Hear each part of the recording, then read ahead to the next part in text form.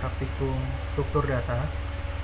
Kali ini kita akan membahas mengenai sebuah queue atau bisa disebut dengan antrian. Queue atau antrian didefinisikan sebagai kumpulan dari objek-objek yang homogen dengan operasi penambahan elemen atau NQ dan pengambilan elemen atau DQ melalui dua tempat yang berbeda, yaitu belakang dan depan. Jadi, gambaran dari queue ini bisa digunakan dalam dunia nyata dengan prinsip FIFO atau first in first out. Dalam artian yang pertama kali datang dia akan yang pertama kali dilayani. Atau kalau untuk gambaran dari sebuah data, yaitu data yang pertama kali masuk akan menjadi data yang pertama kali dikerjakan atau untuk dikeluarkan. Dan dalam dunia nyata yang tadi saya sebutkan itu misal di sebuah loket umum atau SPBU, di mana kendaraan yang pertama kali masuk ke dalam antrian atau seperti ini, dia yang akan pertama kali dilayani. Begitu juga dengan antrian pada manusia. Nah, ini untuk gambarannya, gambaran dari sebuah struktur data pada antrian digambarkan seperti ini. Jadi, elemen ini akan tersusun dari posisi yang paling belakang. Nanti dia akan maju terus sampai posisi yang paling depan. Dan posisi yang paling depan ini, dia yang akan pertama kali dikerjakan. Dan posisi yang paling belakang ini, dia akan paling terakhir untuk dikerjakan, sesuai dengan prinsip pada antrian. Pertama kali masuk, dia akan pertama kali untuk dilayani. Contohnya seperti ini. 8 merupakan sebuah data yang pertama kali masuk pada antrian ini. Maka 8 ini akan pertama kali untuk dikerjakan. Begitu juga dengan 17. 17 dia masuk pada terakhir kali, maka pada terakhir pula dia akan dikerjakan. Operasi pada queue dapat diimplementasikan dengan menggunakan array, record, ataupun pointer. Dan untuk saat ini kita akan menerapkannya pada konsep array. Kemudian ada operasi-operasi pada queue. Itu yang pertama itu membuat queue, yaitu mendefinisikan atau menginisialisasikan kondisi awal pada queue. Berarti ini menggambarkan ketika antrian itu pertama kali dibuka dengan kondisi masih dalam keadaan kosong. Kemudian ini mengecek queue kosong, queue-nya ada isinya atau tidak ada, atau bahkan mungkin sudah penuh atau belum, maka akan dicek untuk kondisinya. Dan ini juga mengecek queue dalam kondisi penuh. Kemudian ada NQ. NQ itu apa sih? NQ itu adalah menambahkan elemen baru pada queue yang berisi info baru dan diletakkan pada posisi paling belakang. Kemudian ada DQ. DQ itu adalah mengambil elemen queue yang paling depan dan disimpan infonya dalam info DQ. Dan yang terakhir itu ada mencetak isi queue. Nah, yang pertama itu ada operasi NQ, menambahkan elemen baru, info baru yang diletakkan pada posisi paling belakang. Contohnya seperti ini. Isi mula-mula itu ada 8, 10, 6, 28, dan 17. Ketika kita mau meng-NQ sebuah angka 15, maka yang terjadi adalah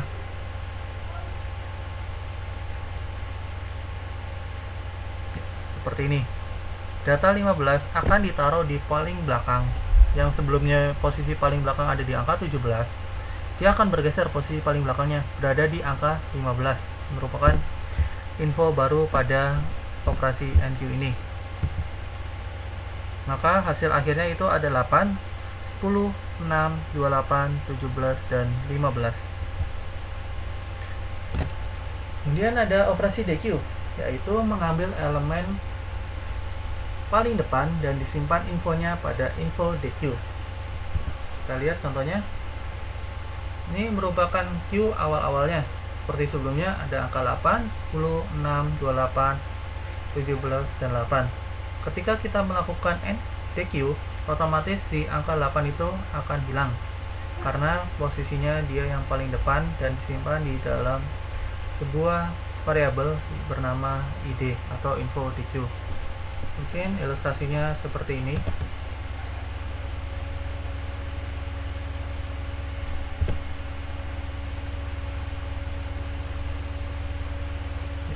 Ketika dia sudah di DQ atau angka 8 data yang bernilai 8 itu disimpan di dalam id atau info DQ, maka posisi yang paling depan akan bergeser ke node yang berada di belakangnya persis, yaitu angka 10. Maka isinya adalah 10, 6, 28, 17, dan 15. Kemudian ada implementasi Q menggunakan array. Jumlah elemen Q yang mampu ditampung besarnya tergantung dengan jumlah array pada saat didefinisikan pada saat Q pertama kali dibuat. Indeks depan selalu sama dengan 0, contohnya seperti ini. Karena menggunakan array, berarti kita menghitung posisi array dengan dimulai dari angka 0, 1, 2, dan seterusnya. Depan itu bernilai 0 dan belakang itu akan bernilai nilai yang paling belakangnya. Di sini dilihat ada bernilai 3. Maka isi Q-nya seperti ini. Nah, atau misal si Q-nya baru pertama kali dibuat atau baru pertama kali ada datanya, maka posisi depan dan belakang itu pada lokasi tempat yang sama. Maka isi Q-nya hanya 8. Untuk yang pertama ini ada pendefinisian awal Q. Pada kondisi awal Q dalam keadaan kosong, maka indeks yang paling belakang akan bernilai 0 dengan posisi bahwa nilai yang depan merupakan indeks yang belakang juga. Contohnya seperti ini.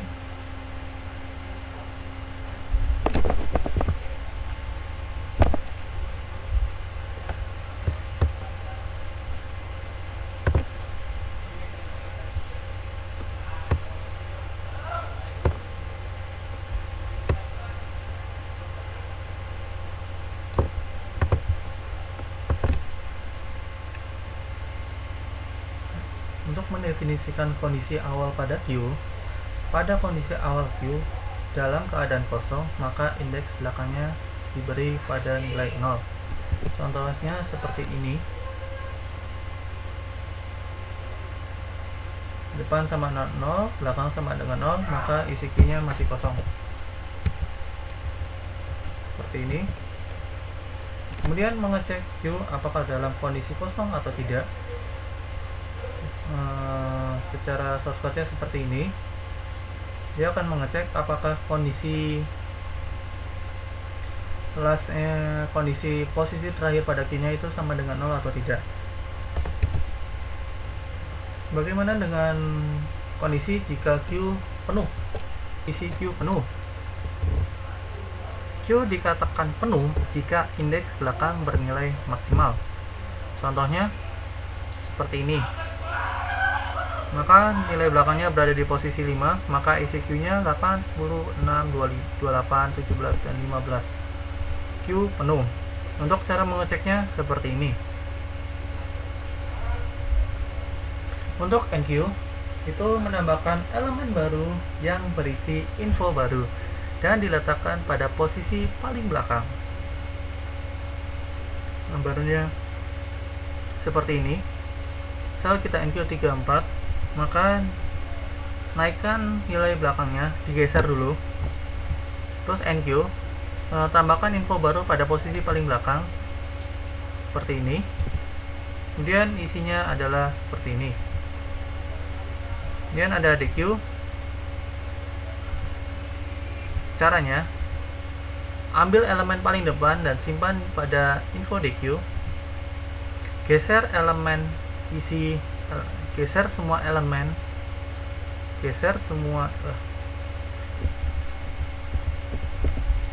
kemudian ada DQ. DQ merupakan cara untuk mengambil elemen pada NQ paling depan dan disimpan pada info DQ. Contohnya, misal kita DQ pada nilai 8, kemudian nilai 8 disimpan ke dalam info DQ atau ID, geser semua isi elemen ke kiri,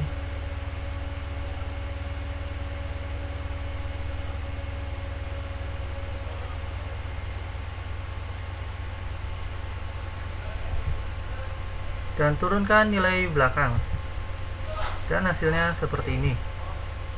Mencetak isi Q, cetak,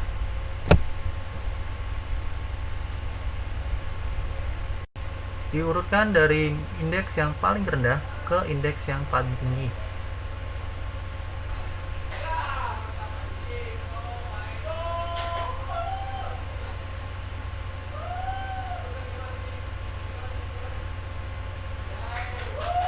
Dan hasilnya seperti ini. Oke, mari kita lihat untuk secara codingnya. Nah, ini merupakan contoh untuk penerapan codingnya. Pertama, kita buat sebuah kelas yang diberi nama NQ, atau Bapak Ibu bisa memberikan sebuah kelas dengan nama Andrian. Kita deklar dulu, atau kita definisikan dulu. Pertama, NQ-nya dulu sebagai sebuah array, terus nilai maksimal pada NQ-nya atau nilai maksimal pada array-nya kita beri angka 8 atau terserah Bapak dan Ibu. Kemudian kita definisikan juga variabel last atau variabel belakang. Kemudian kita buat deklarasi merupakan kondisi awal pada Q-nya. Kita buat dengan kondisi array atau indeks paling belakang atau indeks yang terakhir pada indeks ke-0. Dan kemudian kita buat dulu untuk sebuah fungsi untuk mengecek Q pada kondisi kosong. Cara mengeceknya seperti ini. Kita cek kondisi lastnya itu atau kondisi yang paling belakang itu sama dengan terakhir atau tidak. Ketika dia sama dengan terakhir, maka Q tersebut dalam kondisi kosong. Nah, kemudian kita cek jika kondisi Q sudah penuh. Untuk cara membuatnya seperti ini, dan kita lakukan pengecekan apakah kondisi terakhir atau lastnya merupakan kondisi maksimal pada indeksnya. Jika iya, maka dia menunjukkan kondisi bahwa Q sudah penuh. Nah, kemudian kita membuat untuk penambahan elemennya atau NQ. Sini saya beri nama Q. Nah, pertama kita lakukan pengecekan dulu apakah Q sudah penuh atau belum. Jika belum, maka seperti tadi kita geser terlebih dahulu indeks yang paling belakangnya ke indeks setelahnya. Misal, jika indeksnya itu sama dengan I merupakan indeks ya,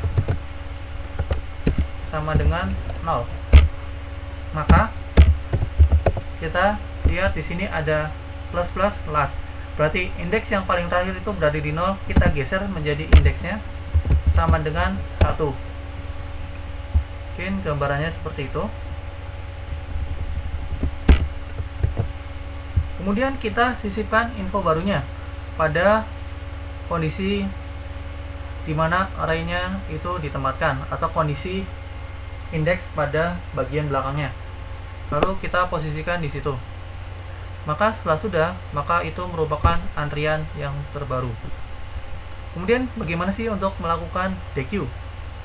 Kita cek dulu apakah kondisi DQ itu apakah kondisi Q itu kosong atau tidak. Jika tidak, berarti kondisi Q-nya ada isinya, maka kita buat deklar dulu di mana info DQ atau ID merupakan kondisi awal pada Q-nya, pada antriannya. Nah, kemudian kita buat perulangan di mana kita melakukan pergeseran Q yang sesungguhnya. Misal ada Q1, itu kita geser isinya pada Q setelahnya. Kemudian kita geser posisi yang indeks yang paling terakhir ke indeks yang ada di sebelah kiri sebelumnya. Kemudian untuk cetak TQ seperti ini, itu I sama dengan 1. Kita lakukan perulangan dengan menggunakan while I, di mana kita posisikan indeks terakhirnya itu berada di yang paling belakang. Lalu kita lakukan NQ mulai dari indeks yang pertama sampai indeks yang terakhir.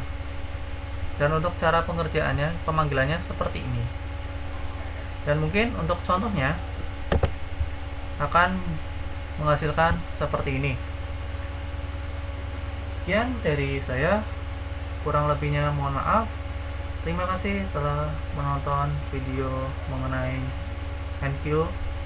Q atau antrian. Sampai jumpa pada pertemuan berikutnya.